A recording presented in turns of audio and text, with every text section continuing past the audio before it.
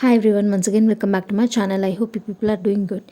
So in our previous video we have seen how to prepare for UPSC CSE 2026 in 16 months, and I have also discussed about NCRTs and how to read them, what are the important chapters of NCRTs. In this video I'll be discussing how to choose your optional for UPSC.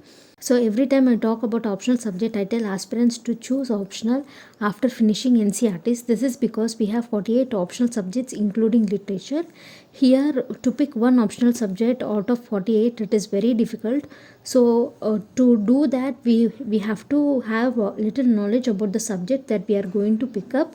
So I would recommend first complete your NCRTs, then you can choose your optional. If you find it difficult to choose optional, it's okay. After finishing your GS papers also you can choose your optional and continue reading for that. So first thing is, whenever you choose your optional, you have to first know your interest. That is, you have to know which subject is interesting for you. For this I'll give you an example. With that example I'll tell how you have to choose your optional so that it will be easy for you. So let's say we have interest in history, political science and international relations, geography, sociology and mathematics. So out of these 5 subjects we have to choose one, but we don't know what subject we have to choose.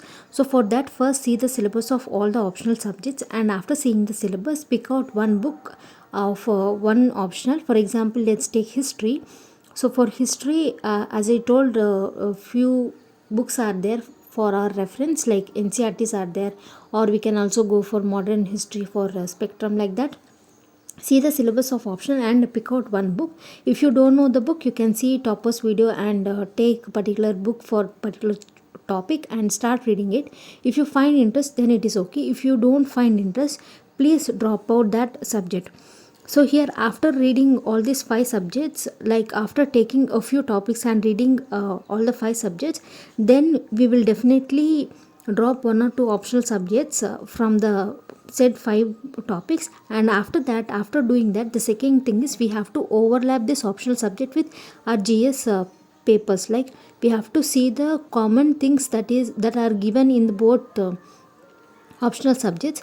So for example, here for history, we can interlink the history syllabus of optional with GS paper 1 of mains and prelims. For geography, we can interlink with GS paper 1 and prelims. Sociology, we can overlap with GS paper 1, 2 and essay. In that way, first after taking the optional subjects, interlink the syllabus of your optional with GS papers, so that you will understand this optional can be helpful for your GS or not. After doing that, the next thing is you have to see the resources that are available for your optional that you have taken. So here, after dropping 2 optionals, let us say we have dropped mathematics and geography, and now we have sociology, history and political science. So out of these 3 optionals, after overlapping the syllabus with GS papers, the third thing is we have to see the resources that we have for this optionals, and we have to see whether coaching is available or not. If it is available, we have to take it or not. Everything we have to decide. After that, after seeing all the resources and after picking resources, the next thing is you need to know how to use current affairs and the resources that you have picked for the optional subject. So here, in the 3 options that we have taken, that is history, political science and sociology. In that, for political science and sociology, you have to definitely link your current affairs with the static portion that you have studied. For history, there is no need of interlinking current affairs. So if you are thorough with your current affairs, like if you are good at reading newspaper and identifying the current affairs, if you are able to interlink current affairs with your optional subject, then you can choose history sorry then you can choose any of the optional from the 3 papers. If you feel that you don't have the interest to read newspapers and you don't have interest in current affairs much, you don't need to put extra burden on you, then go for subjects like history or any engineering subjects, or go for mathematics. So choose very very wisely, so that what happens, you have to be very smooth with the optional paper and you should not have any extra burden on you. So please keep that in mind whenever you have taken your optional. Your current affairs also plays an important role in that optional paper. So while selecting, also keep in mind that whether you are interested in your newspaper reading or not.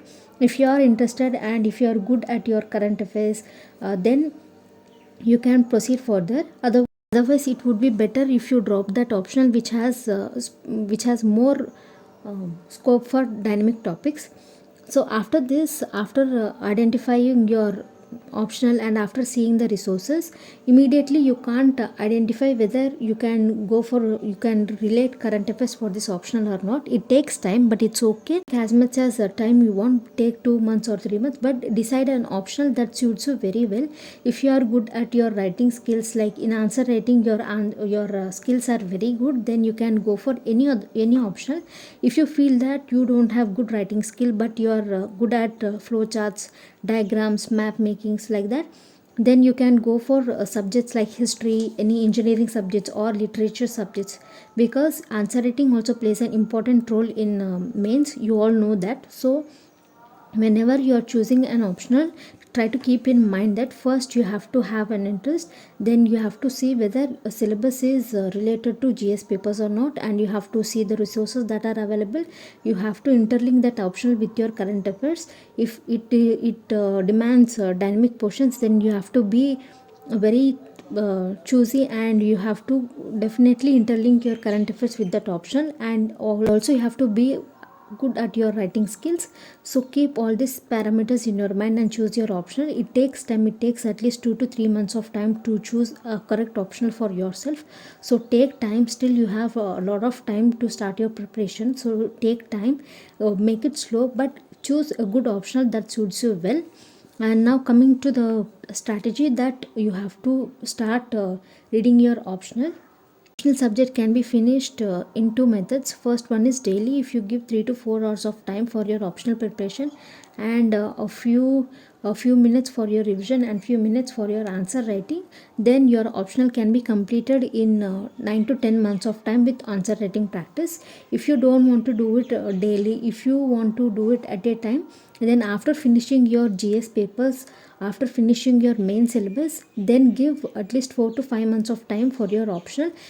Read for 8 to 9 hours of time every day and practice answer writing also. In that 4 to 5 months of time, you can complete your optional completely. So for daily reading or finish the optional at a time, whatever suits you, you can do that.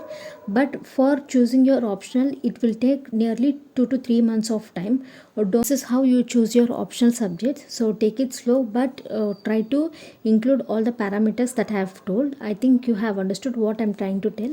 So if you have any doubts, you can ask me in the comment section below. And if you like this video, please like, share and subscribe to my channel. And thanks for watching.